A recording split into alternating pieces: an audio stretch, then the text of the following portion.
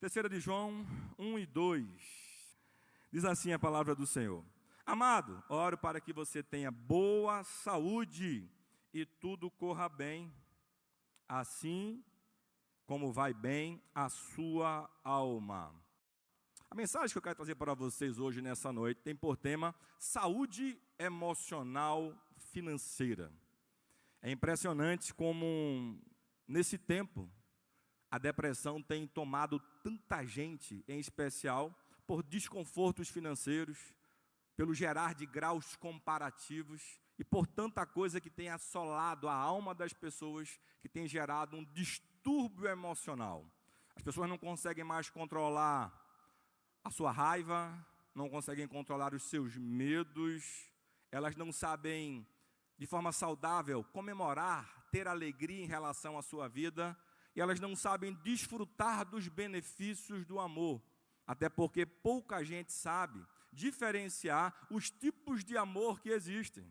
Por exemplo, a Bíblia, quando fala de amor, ela tem um amor por excelência, o amor supremo, o amor ágape, que é um amor de Deus pela minha vida e pela sua vida, como um amor imerecido. Existe o amor entre familiares, existe o amor eros, que é o amor instintivo pelo fato do sexo oposto. Mas as pessoas têm vivido uma completa desarmonia em relação às suas configurações emocionais primárias, que tem feito as pessoas tomarem decisões impensadas em momentos errados.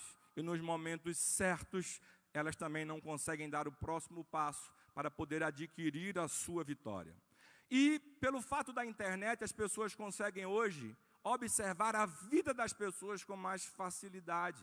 Então elas descobrem que um amigo de infância seu, ele consegue ter mais coisas na vida, desfrutar mais coisas na vida. E em vez de você buscar muitas vezes conhecimento para que você possa prosperar na sua vida, você vive vivendo uma vida muitas vezes, como eu sempre digo, franciscana. Aquilo que te é dado, você usufrui, mas você não consegue ter saúde emocional para poder conseguir construir a tua história como uma história de sucesso. Nessa pequena epístola, a gente vê aqui que existia uma congregação primitiva, e existia um presbítero chamado Gaio. E ao escrever, ao escritor aqui dessa epístola, ele se preocupa com aquele que exercia liderança naquela igreja. Ele deixa um ensino de que ele precisava, para poder ter saúde, também estar bem com a sua alma. E muitas vezes a gente não consegue trazer isso para o nosso dia a dia, porque nós já acordamos com remorsos, problemas do dia anterior. É assim ou não é? Muitas vezes nem conseguimos dormir por causa das contas que nós temos para pagar. E esquecemos, como nós cantamos aqui nessa noite, de que Deus é quem abre as portas para nós passarmos. De que Deus sempre tem a solução para poder nos auxiliar naquilo que nós precisamos. Que nós servimos a um Deus que é o Deus do impossível. É o Deus que cura, é o Deus que liberta, é o Deus que sacia aquilo que eu e você precisamos. É por isso que tem um texto lindo que fala que nós precisamos lançar sobre Ele toda a nossa ansiedade, porque Ele cuidará de nós. Se você tem problemas nessa noite, como todos temos, você precisa entender que você tem um segredo chamado Espírito Santo que habita dentro de você. E você, em harmonia com Ele, Ele vai ser o responsável para poder equalizar a tua alma, equalizar a tua mente, para que você possa ter uma vida de sucesso, uma vida de prosperidade. Assim como você precisa muitas vezes alimentar o seu corpo com nutrientes para que você possa ter uma vida saudável, você também precisa alimentar o seu espírito com nutrientes que vão te fazer uma pessoa saudável emocionalmente. Exemplo, para que você possa ter uma vida saudável em relação ao seu corpo, você escolhe os alimentos que você come. Amém? Amém ou não amém? Amém, estão acordados. Em relação à tua alma, você também precisa alimentar a tua alma com os nutrientes necessários. Que nutrientes são esses? Existem ensinos milenares que estão contidos na palavra de Deus, que eu sempre falo que é um compêndio importante para que todo homem e toda mulher venham adquirir o ápice da criação.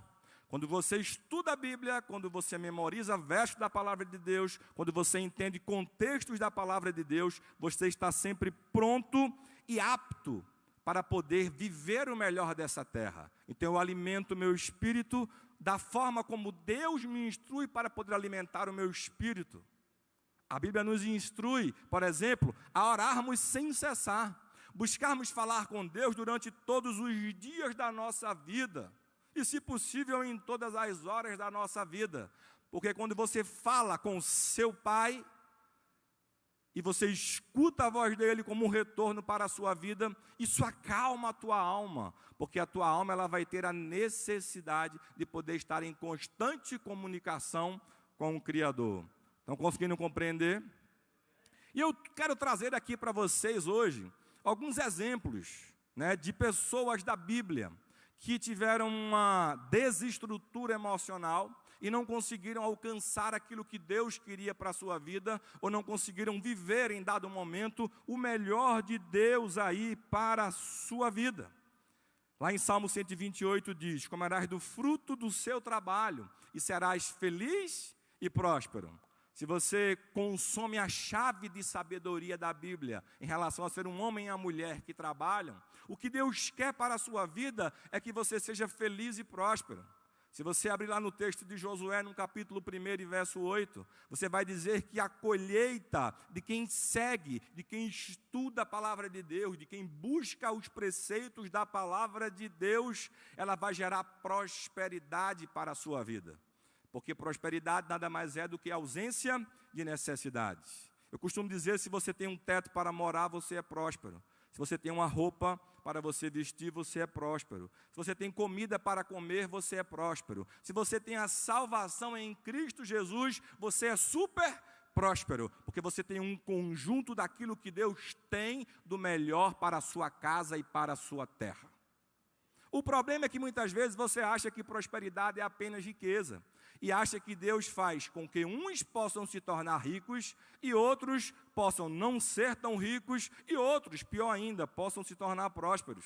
Só que existem coisas na vida que você pode orar o tanto que for e Deus não vai te atender, porque não depende apenas da tua oração, mas sim da ação dessa tua oração em conjunto da mão suprema de Deus que já está sobre a sua vida para te prosperar.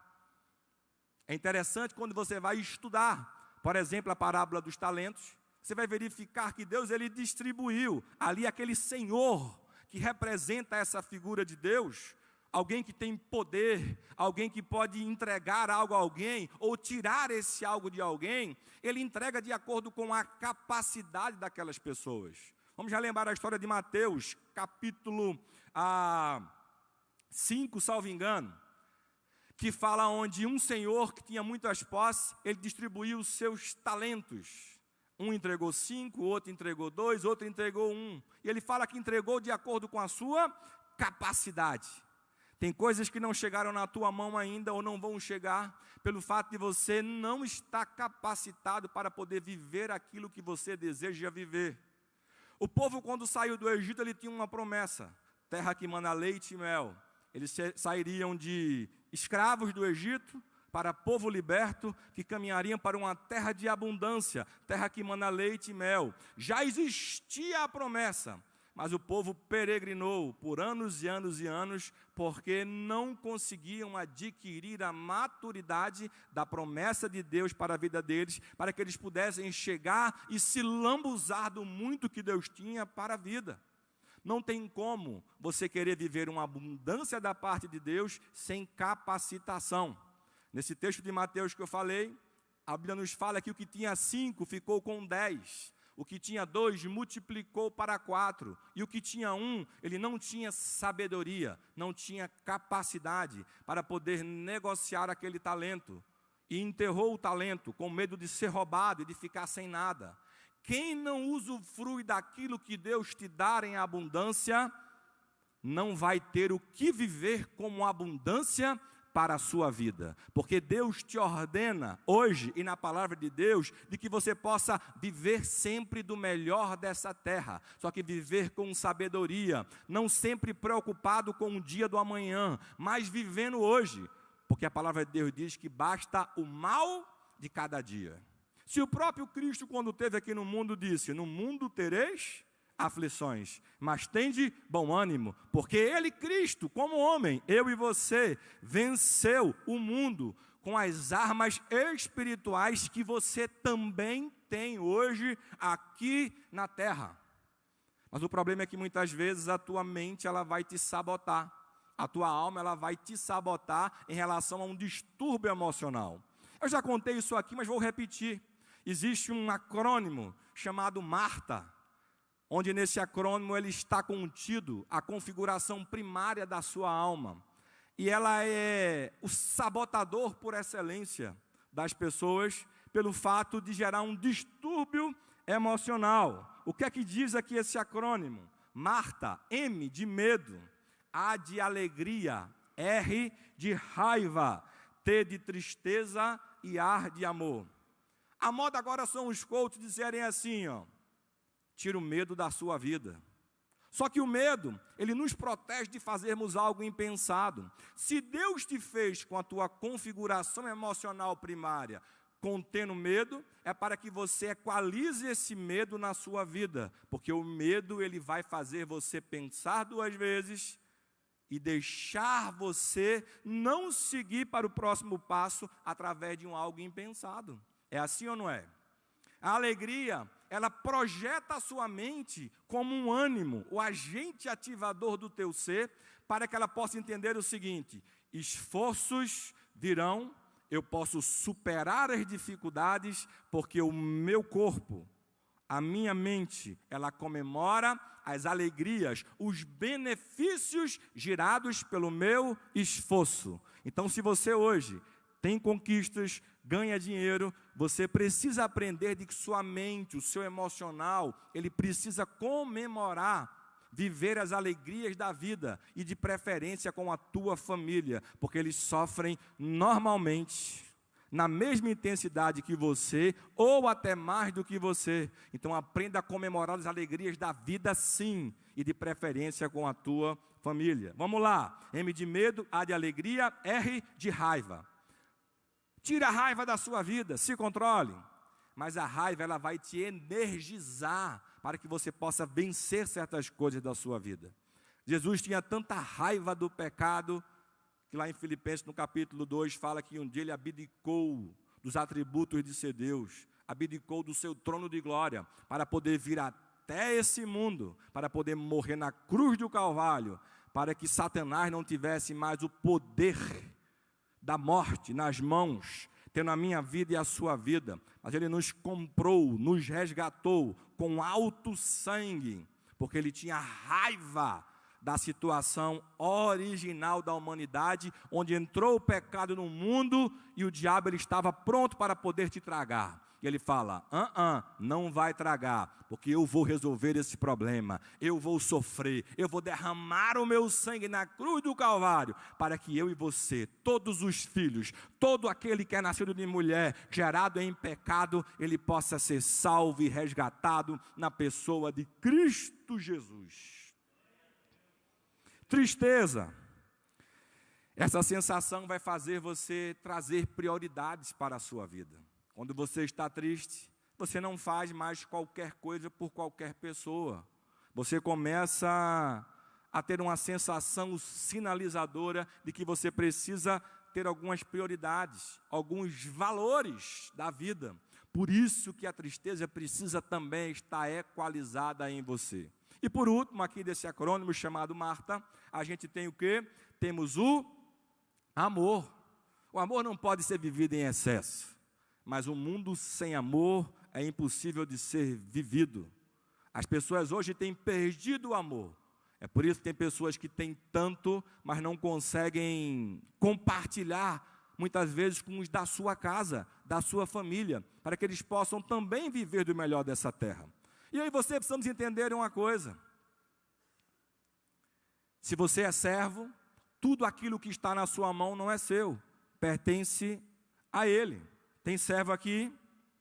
Tem servo aqui? Se você acabou de confessar publicamente diante de Deus de que você é servo, você também precisa reconhecer de que tudo aquilo que Deus permite que chegue na sua mão não é seu, é de Deus. É por isso que a Bíblia nos ensina a cuidar dos pobres, dos órfãos, das viúvas.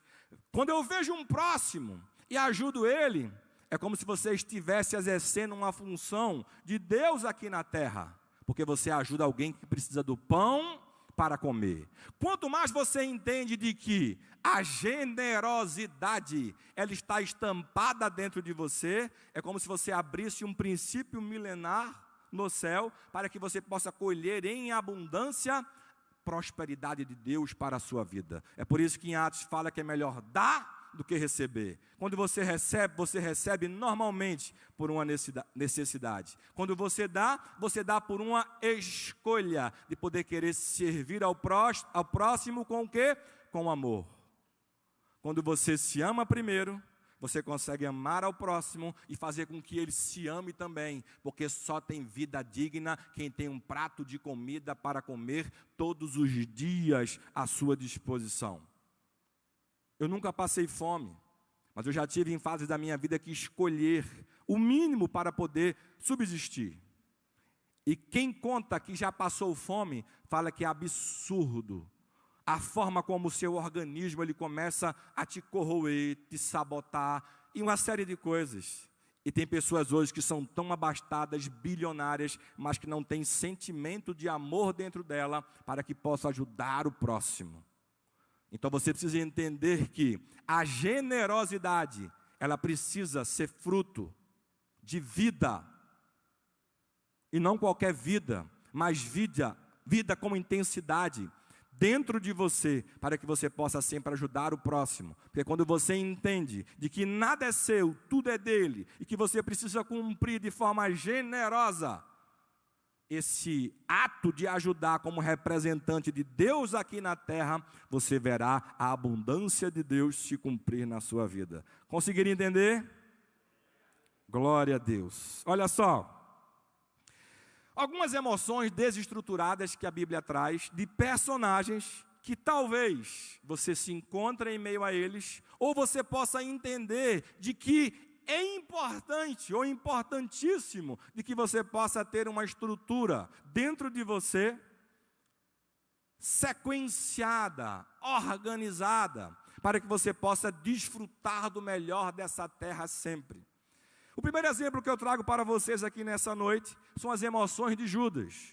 Quando você lembra de Judas, qual é a primeira coisa que vem à sua mente? Traidor. Não tem medo não, gente, participa. Traidor.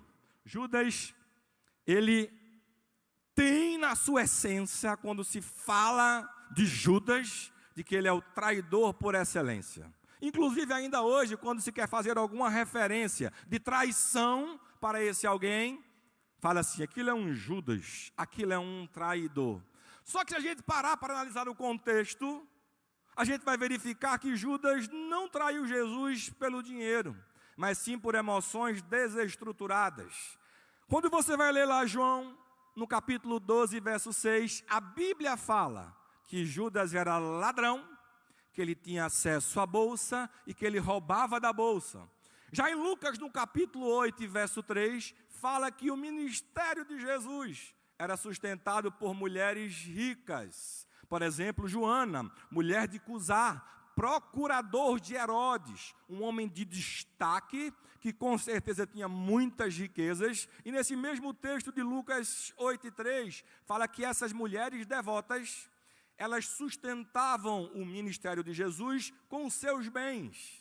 Destaco que naquele tempo não existia Pix, TED, transferência bancária, as pessoas traziam o quantitativo financeiro ou o documento de propriedade. E a Bíblia deixa claro de que essas mulheres traziam suas propriedades para manutenção do ministério de Jesus. Mais na frente a gente vai ver lá em Mateus 26, do 14 ao 16, de que Judas, em dado momento, ele procura os principais sacerdotes para poder entregar a Jesus. E ele pede algo, fala assim, ó, o que vocês me darão se eu entregar a Jesus a vocês? E eles falam, se você entregar, 30 moedas de prata. Se Jesus ele recebia propriedades para a manutenção do seu ministério, e a Bíblia fala que ele roubava, ele tinha acesso para poder fazer o que ele queria, porque ele cuidava, muitas vezes sozinho, da bolsa do ministério de Jesus. Será que durante o ano, Judas não roubava mais do que 30 moedas? O problema é que muitas vezes você não quer o dinheiro, você quer sentir-se na pele daquilo que o dinheiro pode te promover.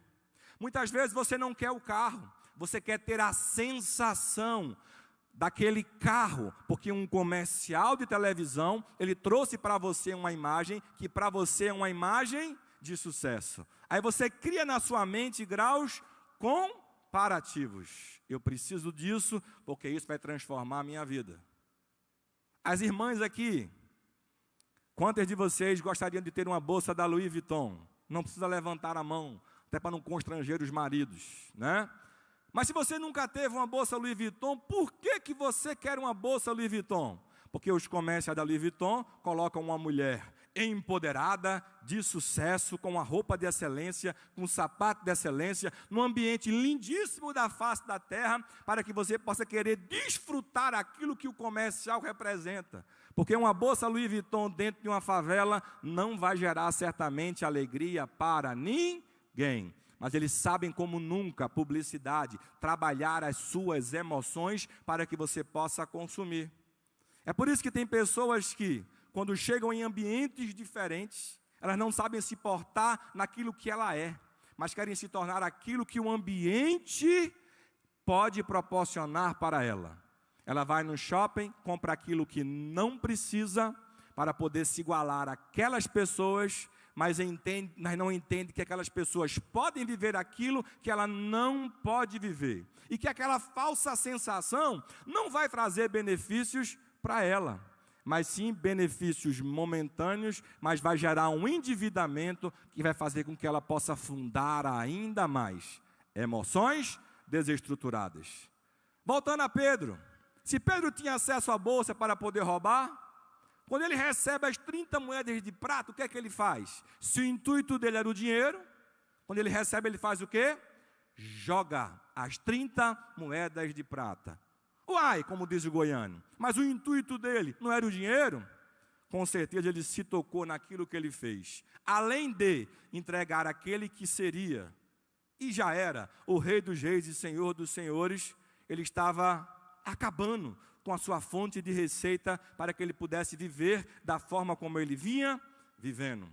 Tem pessoas que tomam decisões erradas, nos momentos errados, que poderiam ter suas vidas transformadas, porque não conseguem controlar as suas emoções. Eu tenho uma frase que diz o seguinte, em geral não desejamos coisas, mas desejamos ser aquelas pessoas de sucesso que usam coisas que chamam a nossa atenção. Aí tem Gênesis 3 e 5, quando Satanás chega assim e fala assim, Eva, come aqui, come do fruto, bonito, né? Deve estar uma delícia. E o principal, olha o grau comparativo, você vai se tornar igual a Deus, discernindo o bem e o mal. Vocês acham que Satanás ele é bobo, é? Ele vai sempre trazer algo para que você possa pensar como algo que ele te oferece será como ponto positivo para a sua vida. Eva não pensou em relação a vou contrariar a Deus. Ela pensou no empoderamento de ser igual a Deus. Só que o ser igual a Deus, naquele quesito que Satanás ofereceu, seria algo maléfico para a sua vida. Porque discernir naquele momento entre o bem e o mal faria ela sofrer as dores do mal. É interessante, pastor Roberto, que a gente tem muitos colegas de ministério, né? Às vezes a gente escuta algumas conversas de pessoas que caem, que têm sua família, têm seu ministério, mas que traem tudo isso por uma noite com uma mulher. E normalmente são os caras desprovido de beleza, feio que dói, e acham que quando aparece uma mulher bonitona dando mole para ele, é porque a mulher está encontrando algo positivo na vida dele. O laço de Satanás está estampado na cara dele. O cara é feio, aparece uma mulher bonita na frente dele, ele ainda se deixa enganar, peca com essa mulher, trai, achando que não vai ter consequências. Porque o inimigo vai sempre trazer aquilo que você busca, aquilo que você precisa, ou naquilo que você tem fragilidades. Emoções desestruturadas levam você sempre para o fundo do poço. É por isso que Deus me trouxe aqui hoje, para poder te alertar de que você precisa ter um espírito muito bem alimentado dentro de você, para que você possa vencer as tentações da carne e para que você possa viver, desfrutar do melhor desta terra. Amém, meus irmãos? Segundo exemplo, emoções de Pedro. Pedro, como vocês já sabem, tinha um gênio muito forte. Pedro era pescador por excelência. Ele tinha as manhas da pescaria. Mas diz a Bíblia, lá em Lucas, no capítulo 5, verso 4 e 5, de que, num belo dia, Pedro, junto com outros barquinhos, pescaram a noite inteira e não pescaram nada. Mas conta aqui no verso de número 3, desse mesmo capítulo, número 5, Jesus estava ensinando. Se Jesus está ensinando e você escuta aquilo que Jesus te ensina, é impossível que você não tenha transformação de vida. E diz o texto o seguinte, e quando acabou de falar, quem falava? Jesus. Disse a Simão, que era Pedro, faze-te ao mar alto, e lança as vossas redes para pescar. Quando alguém consegue incutir dentro de você uma palavra de sabedoria, se você seguir, é sinal de transformação para a sua vida. E respondendo Simão, disse-lhe, mestre, havendo trabalhado toda a noite, tipo assim, eu sou o cara, Jesus, quem é você? O que é que tu entende de peixe? Quem é tu? Tu me conhecesse, foi na beira aqui, ó. Tu viu que eu estava lá lançando a rede? Tu me escolhesse um dia para poder ser pescador de homens, quem é você? Mas ele fala o seguinte, ó, mestre, havendo trabalhado toda a noite, nada apanhamos, mas sobre a tua palavra lançarei a rede. Quem te falou que riqueza para a tua vida vai vir pelo teu esforço de horas de trabalho? A riqueza virá para a tua vida diante dos ensinos milenares da palavra de Deus, porque são esses ensinos da palavra de Deus que trarão prosperidade para a sua vida. Lembra do texto que eu falei de Josué 1:8? Abra aí, vamos ler ele para você ter uma compreensão melhor. Josué 1:8. Aleluia, glória a Deus. Eu sinto a palavra dele neste lugar. Aleluia. 1:8 diz assim, ó, não se aparte da tua boca o livro desta lei. Olha só, antes medita. Medita não é ler correndo, é degustando cada palavra, cada ensinamento. Medita nele dia e noite, para que tenhas cuidado de fazer conforme a tudo, olha só, a tudo quanto nele está escrito. E olha o final. Porque então farás prosperar o teu caminho. E serás o quê? E serás o quê? Bem-sucedido e próspero, dizem algumas traduções. Se você escutar o comando de Deus sobre a sua vida, e Ele já falou, porque Ele fala todos os dias, através da palavra de Deus, você vai ver as portas do céu se abrirem sobre a sua vida, em o nome de Jesus. E essa história ela é tão fantástica, porque nesse caso aqui, quando Pedro joga a rede, ele colhe uma fortuna de peixes. Era tanto peixe, que a rede começa a se rasgar. Só que existem pessoas que são objeto, fruto de prosperidade, estampadas na sua vida. E quando você está perto de pessoas prósperas, também você colhe da prosperidade dessas pessoas. Pedro colheu a rede, cheia de peixes, Mas ele teve que clamar pelos seus amigos, que também não tinham pescado nada a noite inteira. Porque Deus, quando entrega algo para alguém que está próximo de você, se você também segue esses princípios, é impossível de que você também não colha desses mesmos princípios. E a Bíblia fala que os peixes precisaram ser compartilhados, repartidos, para que a rede não pudesse sucumbir, rasgar, e o barco de Pedro não viesse a afundar. Então Pedro e aqueles que estavam ao seu redor receberam daquela abundância e foram cheios e prósperos, e glória a Deus por isso. Pedro precisou trabalhar as suas emoções, mesmo sendo o cara da pescaria. Ele ouviu a voz de Deus, porque quando você escuta a voz de Deus e cumpre os propósitos dele, aí sim, não depende da tua capacidade, não depende da tua força, não depende do tempo de trabalho que você investe, mas depende das estratégias que Deus ele vai te dar. Aleluia! Glória a Deus! Minha oração hoje é que Deus possa descarregar do céu ideias nunca antes existidas na face da terra, para que você, aqui que está na igreja Catedral da Família, possa fazer lançamento de coisas que vão não só ajudar pessoas no mundo, mas que vão transformar as suas vidas e da sua família de forma extraordinária. A Bíblia fala que, se necessário, venda tudo e adquira sabedoria e conhecimento. Só que a sabedoria é dada a quem pede ao céu, porque a sabedoria, ela vem do céu para a minha vida e para a sua vida. Eu posso ser muito inteligente, posso ter conhecimentos profundos do que é mundo, do que é ciências, do que são exatas, mas se eu não tiver a sabedoria divina, é impossível de eu poder estruturar a minha mente para poder receber aquela abundância e abastança que Deus tem para a minha vida e para a sua vida. Pastor, e a Bíblia fala de finanças? Fale muito. Temos mais de 2.000 versículos que falam sobre dinheiro, finanças e prosperidade. 1/4 das parábolas de Jesus fala sobre isso. Não existe problema você ter dinheiro. O problema é onde está o teu coração, é o amor pelo dinheiro.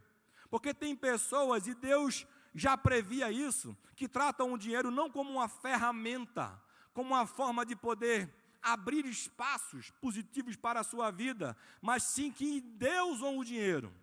É por isso que a única coisa que concorre com Deus aqui na terra não é Satanás, é o dinheiro. Por isso que a Bíblia fala que ninguém pode servir a dois senhores. E faz a comparação em relação a servir a Deus ou ao Deus do dinheiro, que é Mamon. Estão conseguindo entender?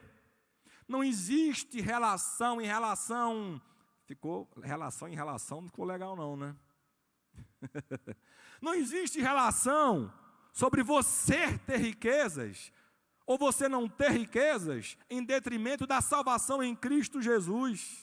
Não existe maldição no fato de você não ter alguma coisa. Não é isso que eu estou falando ou ensinando. Mas também não posso deixar de ensinar para vocês de que não existe condenação na Bíblia de que você tenha dinheiro.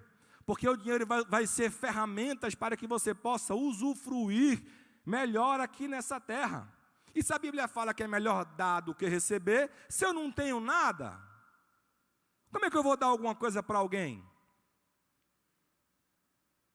Se a multiplicação vai vir daquilo que eu estou disposto a poder investir no reino de Deus, na casa de Deus, ajudando pessoas, como eu vou desfrutar disso se eu não tenho?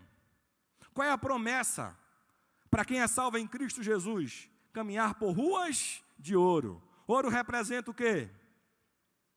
Porque Deus quer te dar riquezas aqui nessa terra sim, e Ele vai te dar em nome de Jesus. Basta que você possa ter uma gestão emocional da tua alma, para que você possa viver e desfrutar do melhor desta terra, sabendo, através dos comandos da palavra de Deus, o que e como você deve proceder.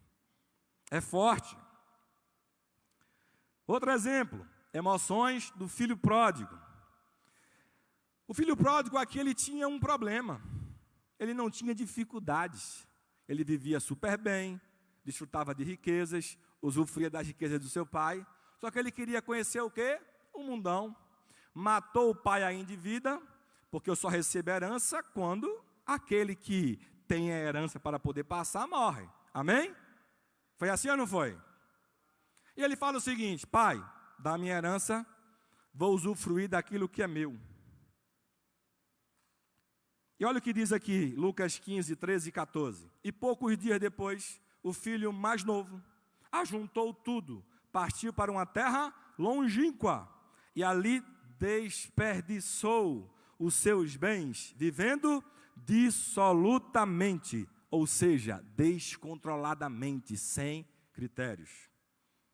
Dizem os estudiosos da palavra de Deus, de que esse lapso de tempo que o filho pródigo ficou gastando dinheiro, ele gastou tudo para poder querer conquistar novas pessoas, não com aquilo que ele tinha para poder oferecer, mas de uma forma que gerasse nas pessoas que viriam para perto dele, para que essas pessoas pudessem ser atraídas pelaquilo que ele poderia oferecer. Pessoas que se juntam contigo para usufruir apenas daquilo que você tem, não prestam para poder estar perto de você. As pessoas que servem para estar perto de você são aquelas pessoas que estão pelaquilo que você é. Quando você aceita Jesus, você escolhe servir a Jesus pelaquilo que Ele é, não pelaquilo que Ele tem ou pelaquilo que Ele te dá. Porque quem serve a algo ou alguém pelaquilo que Ele pode conceder, ele sabe que ele estará sempre refém daquela pessoa. Por que os famosos buscam servir a Satanás? Não pelaquilo que ele é ou pelaquilo que ele representa, mas pelaquilo que ele pode dar. Eles preferem viver um período aqui na terra com falsas ilusões de que eles são ricos, de que eles podem desfrutar do mundo, do que viver uma eternidade por completo ao lado do Todo-Poderoso, daquele que é dono do ouro e da prata. Só que tem um detalhe, com Jesus é diferente. Se você escolhe servir a Jesus pelaquilo que Ele é, Ele também te concede aquilo que Ele é dono. Ouro e prata para a sua vida. Porque Deus dá aquilo que é dele para os seus filhos. É por isso que eu não posso acreditar, como muitas igrejas, hoje já em menor escala, falam que se você hoje vive uma abastança e uma abundância, é porque você tem vaidade, é porque você está agora arrogante. Quem falou isso? A questão é como você usufrui, usa, como você enxerga o dinheiro sobre a sua vida. Esse texto que eu falei aqui para vocês e li, do filho pródigo, ele perdeu tudo, porque ele não tinha um controle emocional de poder entender que existem princípios milenares, como por exemplo a multiplicação, para que esse dinheiro que estava na sua mão, ele viesse a ser multiplicado e não viesse a acabar. Porque quando eu faço escolhas erradas sem pensar, é sempre bancarrota. Eu sempre vou afundar naquilo que eu não dou conta de poder fazer ou resolver. Ele a vida inteira serviu ao seu pai, diante da inteligência do seu pai para aquele negócio. E ele não tinha gestão para poder gerir aquele dinheiro. Se você for fazer um estudo das pessoas que ganham na Mega Sena, e eu não estou lhe estimulando a jogar na Mega Sena, é pecado, jogo do azar. Na sua grande maioria, essas pessoas que ganham na Mega Sena, elas perdem tudo em pouco tempo, porque elas não estavam preparadas para poder receber aquela quantia financeira. Certa vez um pastor contou de que ele escutou numa fila da lotérica, final de ano, época da Mega Sena. Ele tinha ido pagar uma conta, sei lá, conta de água, conta de luz, conta de qualquer coisa na lotérica. E ele escutou dois homens, já de uma certa idade, conversando. E um disse assim para o outro: fulano, o que você vai fazer se você ganhar na Mega Sena da virada? Ele falou assim, ó: a primeira coisa que eu faria era largar aquela mocreia que eu tenho lá em casa, a esposa, porque eu não aguento mais aquela mulher. Teve varão que ficou assim se contorcendo, não sei porquê. Nunca vai ganhar. Mas tem pessoas que são assim na prática. Se recebesse uma promoção no seu trabalho, a primeira coisa que ele faria era querer comprar um carrão para poder chegar na porta da igreja e gerar inveja nos irmãos que estão próximos. Sem nem saber se esse irmão ia ter inveja. Porque ele não quer viver do melhor dessa terra. Ele quer gerar um sentimento ruim nas pessoas. Ele tem uma gestão emocional errada. E se eu não sei usar a ferramenta que é o dinheiro, Deus nunca vai permitir que esse dinheiro, na quantidade que eu almejo e espero, ele chegue na minha mão. Estão conseguindo entender? Desculpe. Lucas 15:30. Vindo, porém, esse seu filho, esse é o mais velho falando, que desperdiçou os seus bens com as meretrizes, mataste o bezerro cevado. Por que as pessoas até hoje, elas entregam seus corpos para outras pessoas, ou para ganhar dinheiro, ou pagando? Porque existe um distúrbio emocional do amor, porque as pessoas têm a necessidade de se conectar com outras pessoas. Quando vem, por exemplo, a pandemia e fala assim, isola todo mundo, deixa todo mundo em casa, isolado, começam a aparecer distúrbios emocionais, porque você foi criado para todos os dias ter contato com outros seres humanos. Sabe por quê? Porque existe um propósito na sua vida que foi gerado por Deus exclusivo para se conectar ao propósito de outras pessoas. É por isso que Deus levanta um varão e uma varoa para poder se conectar, propósito, casar, gerar filhos. Você educa seus filhos e assim continua. Deus levanta trabalhos, onde Deus vai dar uma visão para o chefe, para que ele possa conectar pessoas em prol de um propósito que vai ajudar a humanidade. E assim as coisas acontecem. Quando existe um isolamento, eu prefiro me esconder, fazer coisas erradas, que vão detonar a minha alma, detonar o meu emocional para poder fazer coisas erradas. É por isso que ele gastou tudo de forma dissoluta, descontrolada e o pior, também gerando conexões do corpo dele com o corpo de outra mulher, meretrizes, prostitutas, para poder tentar obter o amor de que ele tinha na sua casa, mas que agora ele não tinha mais naquele lugar. Mas ele acorda para Jesus, e glória a Deus por isso, e começa a lembrar do que ele tinha na casa do seu pai. E ele volta para a casa do pai. O que isso quer dizer? Que todas as vezes que você reestruturar a sua alma, alinhando a sua alma para com Deus, Deus vai estar sempre de braços abertos para poder te receber. E não de qualquer forma, é entregando anel no dedo, matando um bezerro para que você possa sempre desfrutar do melhor com Deus, com o seu Senhor, em vida, em nome de Jesus. É forte, gente, é forte, mas isso é o que Deus quer para a sua vida. Estou encerrando. Existem fatores que são importantes que você precisa trazer para a sua vida, quando você tem uma gestão emocional assertiva. Eu vou trazer aqui apenas rapidamente para você. Você precisa entender que se você precisa viver o dia do hoje, sem se preocupar com o amanhã, você precisa aprender a multiplicar aquilo que Deus coloca na tua mão. Não tem como eu falar de multiplicação sem citar para você a passagem lá de 2 Reis 4:2, da viúva, que perdeu tudo, mas conhecia os ditames da palavra de Deus. E ela tinha um problema muito forte, de ordem emocional. Ela estava viúva. E tinha um problema financeiro, que estava gerando também nela um problema de ordem emocional.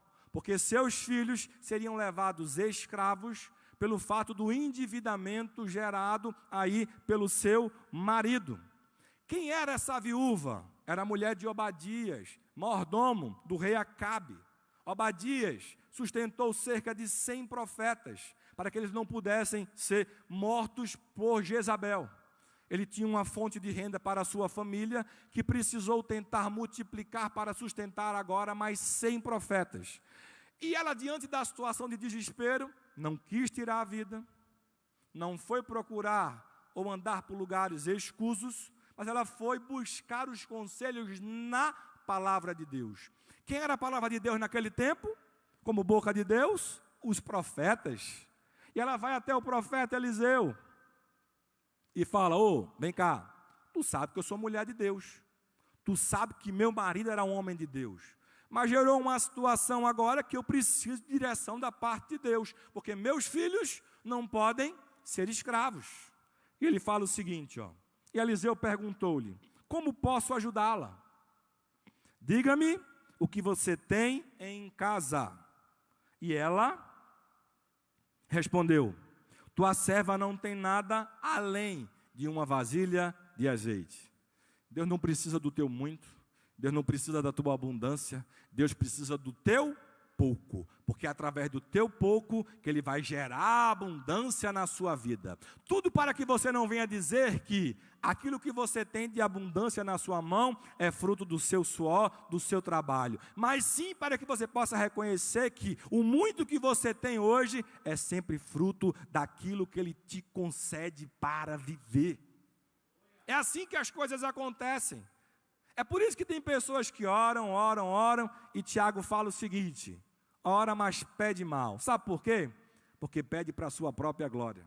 Existe um texto padrão da Bíblia, que é muito forte, que diz assim, ó: quer comamos, ou bebamos, ou façamos qualquer outra coisa, ou seja, tudo, façamos tudo para a glória de Deus. Eu ganhei meu salário, é para a glória de Deus. Eu comprei uma casa para a minha família, para eu desfrutar, é para a glória de Deus. Eu paguei uma pizza para o meu amigo, é para a glória de Deus. Tudo aquilo que você faz, ou que você pede para Deus, tem que ser para que o nome dele venha a ser glorificado. Aquilo que você pede para você, de forma exclusiva e egoísta, Deus não vai te dar. Mas aquilo que você pede, para que o nome dele venha a ser glorificado, ele tem prazer de te dar, tem prazer de que chegue na sua mão, e que chegue de forma abundante. Ei, acorda aí, aplauda o nome desse Deus Todo-Poderoso. Aleluia. Ela disse: Eliseu, só tem uma vasilha de azeite, é isso que eu preciso.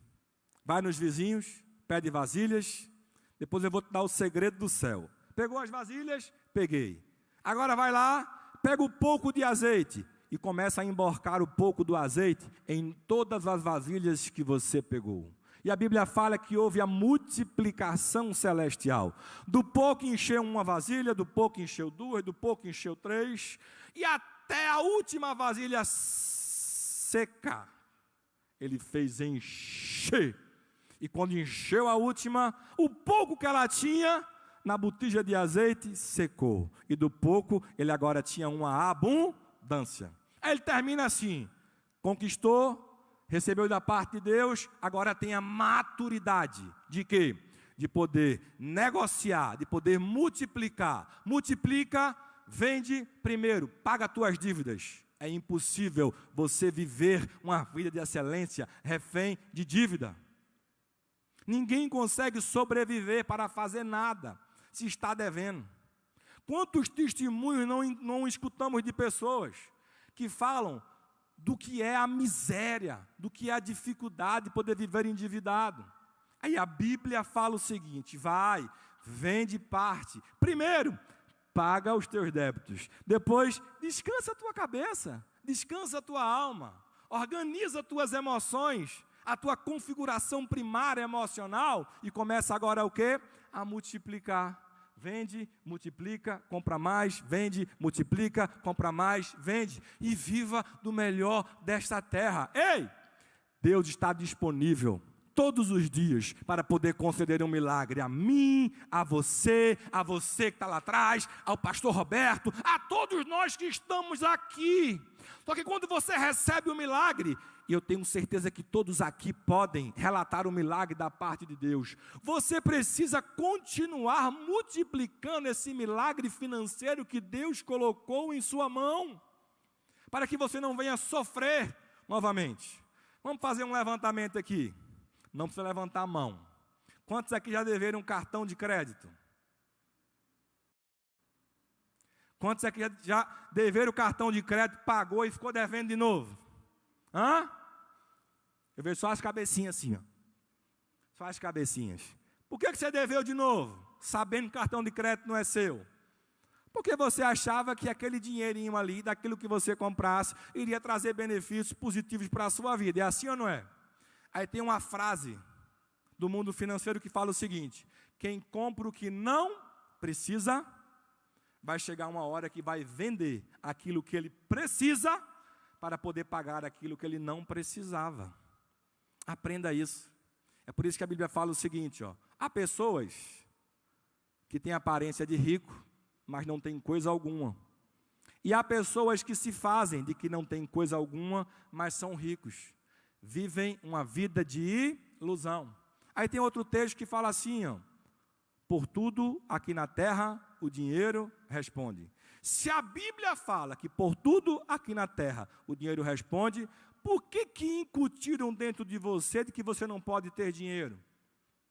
Porque isso vem de coisas lá de trás, onde as pessoas queriam que você desse tudo o que você tivesse para que um povo ali, que eu não vou citar o nome, pudesse viver do melhor e você vivesse na miséria, achando que a tua vida, ela se resume a: aceitei a Jesus como Senhor e Salvador da minha vida. Maravilha, é o que você tem de melhor. Mas e o dia seguinte? Se o teu pai, que você reconhece ele como o Senhor e Salvador da sua vida, é o dono do ouro e da prata, você precisa agora desfrutar com ele do melhor dessa terra, sim e sempre, até que ele volte em nome de Jesus. E eu termino dizendo o seguinte, ó: podemos concluir que o controle das emoções precede a riqueza, pois com as emoções controladas, o dinheiro se torna um facilitador para as nossas vidas. Controle as suas emoções, faça a gestão emocional da sua alma, para que você possa ter as coisas ao seu redor sob controle, para que você possa enxergar as oportunidades da vida e para que você possa viver o melhor dessa terra sempre em nome de Jesus. Dá para glorificar a Ele? Dá para aplaudir a Ele?